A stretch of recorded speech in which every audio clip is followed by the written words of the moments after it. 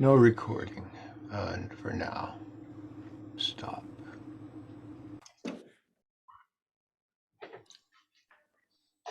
All right. Lawrence Fine, the man, the myth, the legend. That's just what I needed to hear. Well, So, certainly. listen. Go ahead. Okay, so this is being recorded. I'm in Goa, India, and I've been talking to Lawrence for a while. My name is Kingsley Fernandez. It's 26th of July, early morning. I know it's 25th of July for Lawrence, but it's 26th of July, 2022. I've been understanding the 9/11 movement for a long time, and I've been talking to Lawrence, and I've been also studying religion and spirituality. And I told Lawrence that I want to do a lecture, a conversation about the spiritual significance of 9/11. Right. So what I realized is it's going to be a long series. It's not going to be one lecture, and I'm going to pace everything out. Pace everything out over, let's say, 10 episodes. I guess we could do like an hour each. Hopefully the power doesn't cut out. When the power cuts out, I have to come back on my iPad. It most likely won't cut out because it's not raining. So what I wanted to talk about is spirituality. And I'm in India, which is, sort of the spiritual hub of the world, one of them. And all the old religions are still functioning here. So I just wanted to discuss the etymological significance of the words themselves. Lawrence, what do you think of the word spiritual? I think I've gone over this with you, but spirituality, like, what does it mean to you? Well, spirit is something that is not real. Can't really touch it. You can't. Yeah.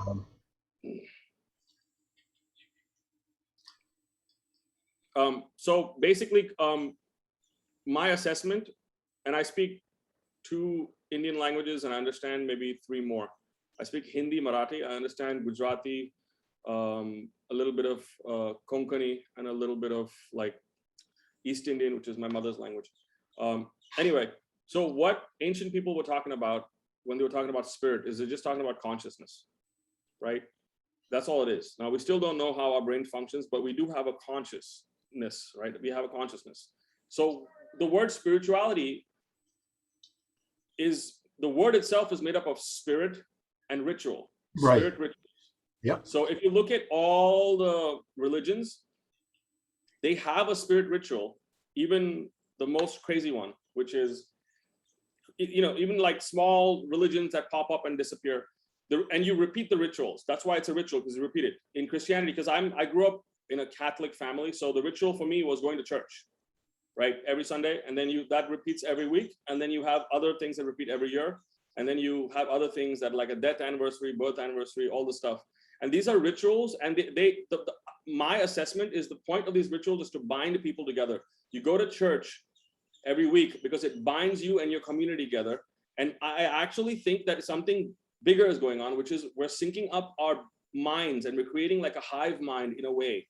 Like we're syncing up I'm not talking about telepathy. I'm talking about how you think and how the other person thinks at church, and you're syncing that up every week. So the community doesn't start falling apart. Now, the reason I'm bringing this up is because there's one moment in 9/11 I want to discuss in this entire call. I'm going to get to that moment. I sent a video to Lawrence earlier, and I sent it to a bunch of people, including David Chandler and a bunch of people, and they're like, they're asking questions. The lady that Lawrence was with was also asking me questions. So I sent it to a bunch of people. And what seems to have happened is a very specific ritual by a very specific people. And I talked to Lawrence about this on a previous call, which is, there's people that think that it was Zionists or whatever. Like it's the, and of course the extreme factions. Oh, as usual, it's the Jews. I think that we have to be a little bit more nuanced and a little bit more specific about what we're talking about, because we don't want to just cast aspersions for no reason. It's the Jewish people. Oh, it's the Ashkenazi Jews. Well, we happen to be talking to a man who is an Ashkenazi Jew. Okay, and I trust him. I trust his research. I've saved this information just for him. I was going to do it with other people, but I want it to be with Lawrence because I made an assessment that he's got, first of all, he's an artist like me. And his assessment has a sort of creative imagination. All the other people, for example, like the engineers and architects, they are limited in their field. And Lawrence is using his imagination. So he's using data and his imagination. That's my assessment of what Lawrence is doing, which is what is required. We need to have data, and at some point we need our imagination because we don't have all the data, right? We don't have. And we're not always clear that whatever data we receive is authentic or bona fide. Exactly. Always a good question. Exactly. You need to get some of this, Lawrence. Blue flowers. It's very good for health. It's been going on for thousands of years. I'll send. I just had a nice pan-fried zucchini steak. Oh, there you go. This is part of the Ayurvedic medicine. It's called Nice. Butterfly pea flowers. I farmed these. Wow.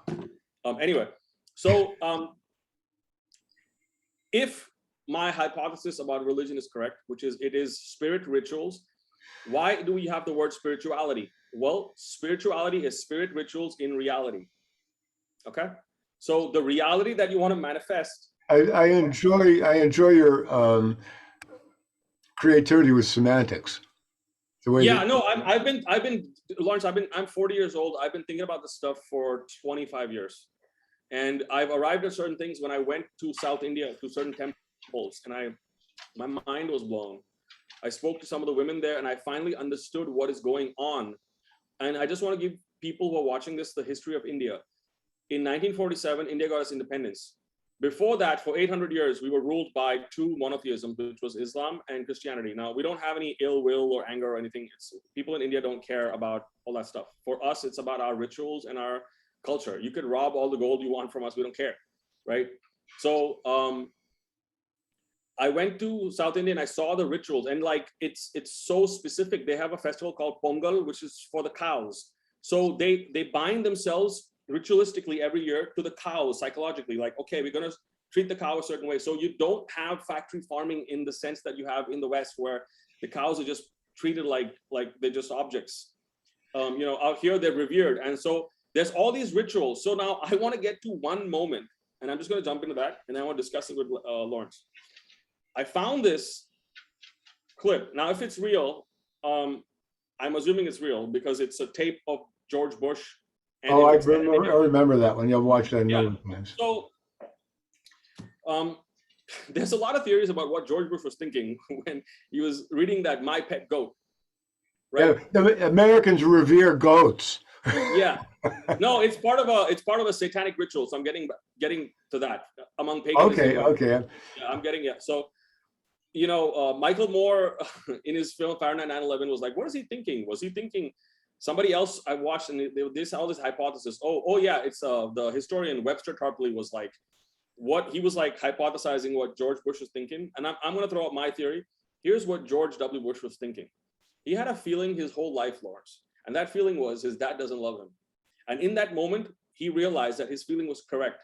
He was a sacrificial goat because Webster Tarpley has done a little bit of research, and it turns out that there was another operation that was going to happen where they were going to blow up George Bush.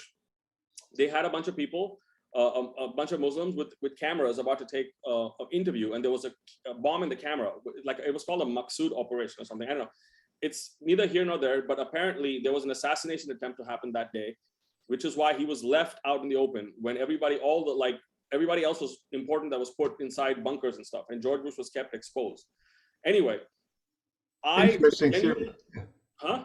Interesting. No, this is Webster Tarpley, Webster Griffin. I remember, yeah. Yeah, remember that. He's an American historian, said that there's other people that have done research. Anyway, I think that he was supposed to be assassinated, and that would have created more rage among the Americans. I mean, just imagine if there was videos going around of George Bush being blown up. If the president of America was blown up, I mean, it would be like the war on terror would be much bigger, right? Anyway, my hypothesis is George W. Bush realized in that moment that his father didn't love him. That's my assessment. But the reason I'm saying that is because he was given a book that was My Pet Goat, and I want to get to the content of that book at some point. I'm going to do some research and get to it. But what bothers me is that there was a ritual that was happening just before that, and it's very hard to get a hold of that moment, because I guess they blocked it or whatever. But this 35 seconds I have on my iPad, I'm going to play it for you. But there's a lady who was told to repeat something for the kids just before the moment, okay? On the morning of September 11th, although we're having the whole class recite kite, hit, steel.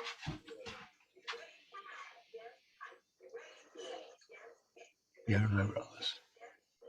Yeah. I remember all this, yeah. Yeah, so kite must hit plane. It's some kind of ritual. Now, they were repeating that over and over again, and then George Bush was called in. My assessment is that a small group of people are actually Satanists that were, and this is going to sound so crazy, but I really genuinely think that there are people that are that crazy that do worship the devil, because they know they're committing acts of evil, and they're in and out of jail, and they're basically out in the world. And my assessment is, and I've watched a few documentaries and I've watched presentations, and it seems like there's a small group of people that are actually like Satanists, right? And I know the crazy thing is, like, to say that like 9/11 was done by Satanists, obviously the people pulling the strings were much higher, but on the working level, the execution level, I do actually think that a bunch of, because you have to be evil, Lawrence. I mean, think about how crazy it is, knowing you're sending people to their death and you're murdering people, mass murder, right? So I do think that some people, like, while this tape was being played, while these children were meant to chant this in front of George Bush before he came in, I think there were other people in the background in other places that were watching this and were chanting the same thing, because it's a ritual. Because in India, we have rituals when they want to rain. So these are what I would call shadow rituals. Like, normal religious rituals benefit humanity. Shadow rituals are like the opposite of religion, like a dark witchcraft. Yeah, right.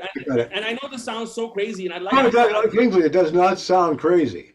It does not sound crazy. I'd like you to give me your assessment. I've been talking. Why don't you just give me your assessment? Because I feel like I've arrived at my 9/11 research where it's Satan that did 9/11. And when I say Satan, I mean the combined consciousness of all the people involved, all the evil people involved. Their combined consciousness is Satan, or the embodiment of Satan, right? Because so how do I fit in is the question. Yeah. You know that I have a story about what I was doing before any of these events occurred. So, you talk about spirituality and about connectivity with some sort of entity. I don't know how to explain that, but it has connected me to these events in a way that I cannot escape being a part of it. How does it make you feel as a person who's Jewish and an Ashkenazi Jew to be blamed in a way that you're being blamed? I mean, it must be really fucked up. I don't feel anything about that. I think it's ridiculous to pick out any one genetic or sectarian or race or any. That's all bullshit. But have you understood Christopher Boland's research? I mean, do you think that there's accuracy in there? I mean, look, there's people like George Bush is not a Jewish. He was involved. Like Vice President Dick Cheney was not Jewish. He's still involved. Yeah. So like they seem to be pointing to like, oh, it's like it's a group. There's probably some Chinese person involved. There's probably some Indian person. Like Sundar, Sham Sundar, the NIST guy is Indian, right? The guy from NIST. So it's very weird to say that it's like it's one group when it's an organization. Yeah. And some of them happen to be Jewish, some of them happen to be Christian, some of them happen to be, and it's a group. So yeah. I don't know. Well, what does Jewish mean anyway? I mean, there was this time that I learned about Judaism and recognizing only one God, and there would be no other gods. So that's an exclusivity. It places me in a different place than everybody that is not Jewish, since we have the only one true God.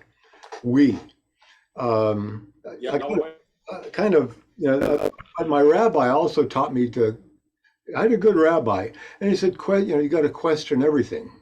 Um, that's where I am right now. I've got stuff going Oh, on.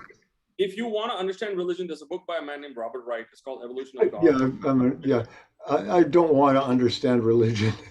No, I mean the audience who's watching. I mean, I don't mean you. Yeah. I mean, if anyone is going to try, if you really want to understand where monotheism comes from, it was, I Yeah, think, okay. Nebuchadnezzar II. It's. I read that book 15 years ago.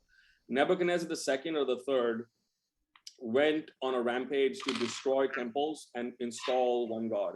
Yeah. Before that, it was polytheism. Anyway, Yeah. that's sort of the beginning of it, and it's male made in that sense. Like men were involved in the selection process of the ideas. Yep. Hinduism evolved when women had a lot of power in a matriarchy. Indian culture, a lot of the dynasties were matriarchies. The men were on the outside handling all the other stuff, and the cultural tone and the religious tone was set by women. So most of the ideas in Hinduism are set by women.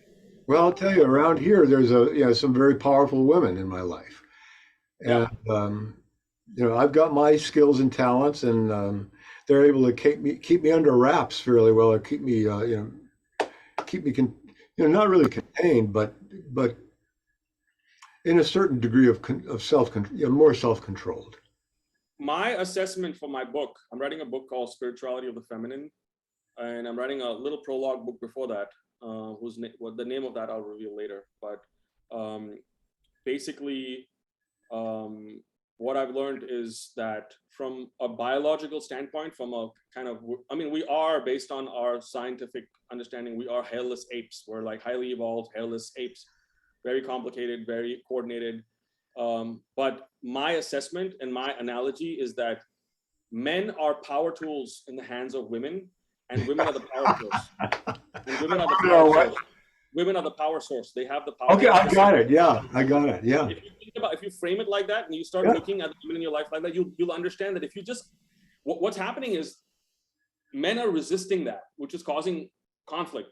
If you want to be a certain thing as a man, you got to find a woman that wants that as well. So then you're now a tool in her hands, and then you both flow together, Yeah. and she powers you. Yeah. It's just the way it is. I know. I'm 40 years old, and I realized this. And I had this conversation with my friend Andrew, my roommate from college, who I met in San Francisco. He's from Idaho. He's a corn farmer from Idaho. And I told him that men are power tools in the hands of women. And he said, and women are the power source. So like me and him came up with this philosophy in a way. It's so funny cool that it was an Indian guy in India and a corn farmer in America that put this together, because he's had a lot of trouble, like he's got daughters. He's like, he wasn't married before. Now he's getting married. He's getting married this year. Actually, I'm coming to America to be his best man at his wedding. And I'll be traveling quite a bit. So I'm looking forward to going to the 9/11 conferences and meeting a lot of the truth seekers. I'm just trying to understand what happened. Look, it happened. The people that got away with it got away with it. It's been 21. It's coming up in 21 years in less than 2 months. They got away with it. Look, I'm not on some rampage to get justice. They got away with it the day they did it, and I mean, I was just communicating with Adam Eisenberg, and I kind of quoted something that Karl Rove said. I tried to quote it, but it dealt with while you're busy trying to figure out what we've done, we're going to be planning the next thing. Yeah. So we're in this tumult, in this melee. President Nixon said, "It's not the crime that gets you; it's the cover-up that gets you." Yeah. So, the people that pulled off 9/11, I told Lawrence this the last time. I'm going to say it again. 9/11 was the last analog terrorist false flag, because it happened in 2001, and it was 20-30 years of planning before that. And in 2004, YouTube came. So they didn't calculate that the internet would flourish and people would find out and be talking to each other. They thought they'll control the narrative based on the media. Well, they're still trying to control the narrative. But we can do this, right? Before the internet, we couldn't do this. I mean, I would have to write you a letter, and you'd be like, hey, Kingsley, Mr., and then somebody would read the letter on the way. Well, the speed of communication and the availability, the accessibility around the world is just wild. Never in my life did I think that I'd be chatting with someone right now this way. I remember when I first got email, I was maybe 12, and my dad said, I want you to send an email to my sister in Australia, and he made me type it, And my dad was good at typing because he was a typist, but he still doesn't know how to use computers. He's 66. And I have this moment where, in my memory from my childhood, where he said, so when is she going to read it? And I said, right now. She's reading it right now. And he was like, no, seriously. When is she going to read? When is she going to get the email? And I was like, right now. She's got it right now. And my dad was like, this kid is messing with me. When is she going to have the email? And I said, she has it right now. It's gone at the speed of light, and it's in Australia. And my dad was like, this guy he's messing with me. I don't know why my 12-year-old son is messing with me. Like, what do you mean she has it right now? And so it's like I learned computers at a very young age at my dad's printing press. He put a printing press together called King Printers. I know everything about the printing business. So if someone tries to block my books, I want them to know that you can print it yourself. I own the printing press. I'm in a way, I'm operating the way the Zionists do. I own everything so that I can control it, right? I'm running a Mossad operation out of this place. So there's that. Anyway, what do you think of what I just said of Satanists and the ritual? I'm going to play this again for your audience because I think this video is going to get a lot of traction because people are interested in spirituality and they need to know that there's something called shadow spirituality, which is the opposite of spirituality. And their whole country is under attack. Right after the class recites kite, hit, steal, plane. What happened right after September 11th? Sorry. Room on the morning of September 11th. We're having the whole class recite kite, hit, steal, plane. You ready? Yes, kite. You ready? Yes, hit. You ready? Steal. Yes, steal. You ready? Yes, plane. You ready? There's this moment is the creepiest moment. It is extremely creepy. I totally. All the moments in September 11th and that event, this is the creepiest because this shows one thing and one thing only. This is some kind of whacked out religious ritual where they got innocent kids to say this while the planes were on their way. This moment was happening while the planes were on their way. Yeah. Lawrence, do you understand what I'm saying? I sure do. This is some fucking like Indiana Jones Temple of Doom, the Indian guy with the red thing, like with the slave children. Like it's some whacked out like Temple of Doom stuff. I'm talking like some sick stuff. Okay. So people in 9/11 movement, 9/11 synthesis, Lawrence's channel and his movement and his work is actually very significant. I don't know why you guys keep fighting. Everyone's like, oh, I don't know about this theory. You guys, all you 9/11 truthers got to get together. No one is completely right. No one is completely wrong. Lawrence has got some serious research. When he first showed it to me, I was like, what is he talking about? And I had an aha moment. He has that aha moment. Kind of like the way your dad was with you when you were telling him. What? Email. Yeah. You can't do that. Yeah, it's like, because there were nuclear things taken out of there. According to Christopher Bolin, there was like a truck driver. There was all this stuff. Like, it's like, that's all hearsay to me. That's why I only focus on the imagery, the data that was collected, especially the seismology. And Richard Gage did such a concise job of presenting the data as it was readjusted. Richard is the tip of the spear. He's one of my heroes. When I first talked to him, I just went crazy. I was like, I can't believe this man's talking to me. I've been following his work for 5 years. I used to have heroes, Lawrence, that were like filmmakers, like Ridley Scott and all that. And I'm like, no. As I got older, I'm like, these are not the heroes. The real heroes are like Richard Gage, Christopher Let me talk a little bit about this relationship with Richard, because it's been ongoing for a while, and I'm not really clear about what is going on. Because we are at odds about one particular detail that occurred. Mm-hmm. And that is the source of the heat, the persistent months of persistent high heat emanating from in the bedrock. And he questions it, but he also, I think it's more like a challenge. I want to think of it more like a challenge. And it's been a strange relationship over the past few years, the past 3 or 4 years after I presented this theory to him in the first place.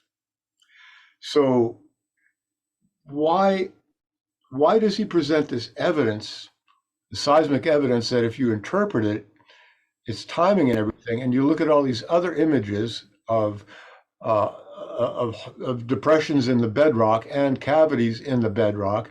And you look at other things that happen, like the sudden fire-induced collapse of World Trade Center number 7. And a few days ago, Richard and Captain Peterson, a previous a retired New York fire captain, had a really good chat. And a lot of the stuff that we talk about, the shaking of the earth prior to the collapse of the buildings, all this stuff is being I heard about that. yeah, it's all being brought out again. Yeah, this is all, A few milliseconds before. not milliseconds, 12 to 20 seconds. But the interpretation when you're on the site is, you don't have a stopwatch. So everybody is hearsaying, but they are saying that the Earth was shaking prior to the collapse. So I've finally come up with, and I think I've shared it online. The number of, this is what I have to deal with. This is what I focus on, Kingsley. Yeah, I'm listening. That Captain Peterson also repeated what other witnesses repeated about the bang, bang, bang, bang, bang, bang. But there was nothing going on upstairs. We know that they were taking out stuff in the basement, but where was that and what? So complicated. God damn it. There's so many things they did. Whoever planned this out is just, this was years, Lawrence. There's another thing that comes into the picture here, which is that building number 7 was replaced in less than a year and a half, was it? The new building was up during the clean out of the bathtub that, the images of the bathtub that they were cleaning out beneath building number 4 had reflections. So building number 7 was a brand new building? Yes. It was. And it fell down because of office fires? No, building number 7 was replaced. No, but it was new. The building itself was new. No, it wasn't that new. Oh, okay. The new building we'll talk about, building number 7's gone, but while they're cleaning out the cavities beneath the site building number 4 was on, in some pictures, photographer got a reflection in the pool at the bottom of these cavities of the new building number 7 standing up outside. And also there were pictures from the cavity that were shooting up at the new building number 7, which was already up before they finished cleaning out the World Trade Center site. I really admire. It's already up. It was already, you don't design a building in a year. Yeah.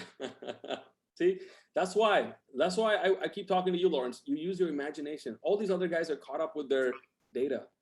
You're an artist, and you've got the other thing about building number 7 is looking at the seismic. Recently looking at the seismic again, and I'm pretty sure I want a real seismologist to look at this. But before the first airplane struck, there was a bump, a substantial bump, and then it died off. But that was before the first airplane struck, and I'll say that I believe that was, or I think that was what happened beneath building number 4, the one that created steam. I'm running out of time. That's okay. In 10 minutes. That's okay. Okay, listen. I want to just get back because we're doing this as the spiritual significance of 9/11. What you said is very important. But I just want to get back to, what do you think of what I presented? Do you think that it's possible that there were a bunch of people hiding away in another room somewhere, chanting this ritual somewhere in some billionaire's house? Yeah, I can. Like I imagine the mechanics. You imagine this, and I think that people. You can't unvalidate what people believe and think. But just think about how crazy that is. Kite. It's not that crazy. Building. Do you think the word kite was used because of course it's a plane, but kite rhymes with kike, which is it's a slang for, I don't know. Stretching a because bit. I do believe that just like the Muslims were patsies, the Jewish people were also patsies. The people that did, it's just a layer. It's like, yeah, okay. So if it's just gonna be, we're gonna blame the Muslims, and then if all these other people, we're gonna blame the Jewish people as usual, and then it's like the real people are like Satanists or something. I don't know. I don't know either, Kingsley. Or my assessment of the final thing, it's really smart businessmen that are using Satanists, that are using Jewish people, that are using Muslims, that are using it's just like that's what they call a pyramid scheme, isn't it? Yeah, ultimately Lawrence, we're just hairless apes, and these guys, we're just trying to out ape each other. You know, we're trying to use this thing we got. Like other animals will use their horns to butt each other. You know, the peacocks will use their tails to like, you know, out peacock each other. And we are apes that are using our brains, and we're like out aping each other. We're just monkeying around. I mean, it's, if we are to build a civilization where there is some sort of chance at not blowing ourselves up or not continuously fighting, then we need to understand the what is the word spirituality, because everyone's saying it. Even atheists are like, well, I'm spiritual. Like, okay, my assessment for my research, I want to let the audience know I studied in America. I got a 6-year degree. I did 6 years. I got a BFA from some of the best teachers from Disney, Pixar. All it cost me a lot of money. I did 2 semesters of my writing. I got the best writing teachers. I took a class in anthropology that changed my life. There's a woman out there who I have to find, my teacher, who taught me stuff that I've been deconstructing Hinduism for 10 years in India. And that's how I arrived at spirituality means spirit rituals in reality. Why reality? It's what reality do you want to manifest? And you have to be in reality. You can't be delusional. You can't conduct these spirit rituals in a false reality, because if you do, that's what you'll manifest, which I think these Satanists are doing that. They are in a false reality where they want to do evil, so that's what they're manifesting. It's so creepy. What I have done is, this video I showed you twice, whoever they are, Kingsley, at night, keeps me up at night. Satan has taken grip of America, a country that I love and I want to come back to, and I want to marry an American woman. Yeah, because I'm too Americanized. well, 9/11 has taken a grip on me. It's the first thing that comes into my consciousness when I wake up, and it's the last thing before I fall asleep. I think about the Why work. do you think that is? Because I feel really connected to it, and it's there's in my rituality. 21 years is coming up, and that's a magic number for me. And I feel an extraordinarily amount. Well, I do believe, I told Richard Gage this, I do believe that some people have attachment to the idea of justice that they're born with. They're born with an idea of there has to be justice. I don't think there will be any justice other than the knowledge. I don't know exactly what justice means in this case, Kingsley. Does it mean meting the punishment, or does it mean reconciliation and just acknowledgement? It means figuring out who did it so that it doesn't happen again. Figuring out who did it isn't going to prevent something like this from happening again. Look at what's happening in the world today. It's happening, Lawrence, because people are not educated. There's a false flag operation, a bunch of them happening in India to remove the current government, because they're going to grow India so fast, and the West is not going to have, and the banking cabal is not going to have control. They want Modi and his entire government out, because Modi has been focused on finance and banking, and he was able to give India and Indians our own banking, RuPay, which is it's a replacement for Visa, right? They don't want him, and they're conducting false flag operations right now. And the reason why they're getting away with it is because people are not educated. Do you know, Lawrence, that if you go to YouTube in India and you type false flag, all the information is blocked? Why would that be? It's because there's a false flag operation happening. They don't want anyone doing the research. You got me curious right now. I kind of wonder what's going on over here in America with false flags. Oh, by the way, the film Brazil. I love it. There's some really creepy rituals in there. There's, according to Christopher Bolin, there's a scene in which these ladies, basically that film was about the future of America. And there are all these terrorist events happening in the movie, and then they just adjust the table, and the musicians start playing, and they were playing the Zionist anthem for some reason. Like, it was crazy. It's called the Haba Nagila, the Zionist anthem. Like, it's somebody's blaming. I used to sing that as a kid. Huh? I used to sing that as a kid. Yeah, no, somebody is trying to blame the Zionists for this, and like, just like they blame Muslims, they're blaming the Zionists and saying the Zionists made the Muslims do it, and blaming the Muslims. Sorry, somebody's blaming the Zionists and saying that the Zionists use the Muslims like as a false flag. These are layers. These false flag operations are layered so deep that the actual people are. Look, they've got so much money, Lawrence. They got nothing else to do but plan all this garbage. Right? We're going to run out of time in a couple of minutes, probably. Okay, sorry, go ahead. No, that's all right. I really enjoy these conversations. This is part one. ladies and gentlemen, of the spiritual significance of 9/11, and I'm going to have a lot more talks with Lawrence, and I would like to get other people to discuss this. I would too. This, especially this. Could we get Susan for the next one? What? That'd be great. Could we get Susan for the next one? It'll be great to have If your she's significant available. other. Yeah, she said she's working 2 full-time jobs. So Huh? She's what? she said she's working 2 full-time jobs. So Oh yeah, she's got her job at the Health Link in Worcester. She's an accountant, bookkeeper there. Yeah. And she also is treasurer of the Lawyers Committee for 9/11 Inquiry, which is very demanding on her. I understand. So We'll try and get some more people. I have a guy who has a PhD in social ethics, who's in Florida right now. I don't know if he's going to be interested in talking about this. I mean, most people, they don't want to touch a subject like this, but the thing that I mostly want to talk about is the physics, the mechanics. So that that'll always be my focus, Kingsley. Well, this fits into the physics and mechanics. Somebody was trying to conjure up the devil to destroy to get the physics right. Well, an image that I used, I called the cavities. I gave them Hades titles. You know, the Hades cradle for this one particular feature. Different, the Lord of the Underworld, because there we were in the underworld looking at these pristine, just recently produced boundaries. You know, these boundaries that were produced by extraordinary amount of heat. I'm so fascinated by the ability for humans to justify doing such a thing. What I want to go into those cavities and play my saxophone. Let's do that. That weird, yeah, you talk about insane. You talk about insane or crazy. When I come to America, we're going to go do that. I would also like to see what's beneath the two the two memorial pools. Oh, they have something messed up down there. They have Chris Joya was down there. He went down there after they built them. He told me he was under there during our call, and he said you could see the steel sticking up out of the bedrock.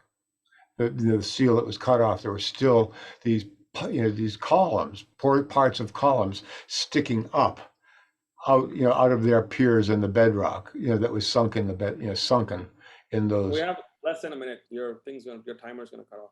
Okay, I don't see. Where's the timer? I see it on top. I see it. Got it. Yeah. So, Kingsley, thank you again for wanting to talk with me. I want your audience to reach out to me. WhatsApp number 7038-577-160. Email is kingsley9@hotmail.com. KINGSLEY. Just the number 9@hotmail.com. Add me on Facebook and just message me. Okay. I want to understand this. I would like to be interviewed with other people just to give this lecture. I don't care if it's going to bother the deep state. My dad's in the government. My uncle's the politician in charge now of the state. I'm the Indian Hunter Biden. You can't touch me, or you can try. Okay.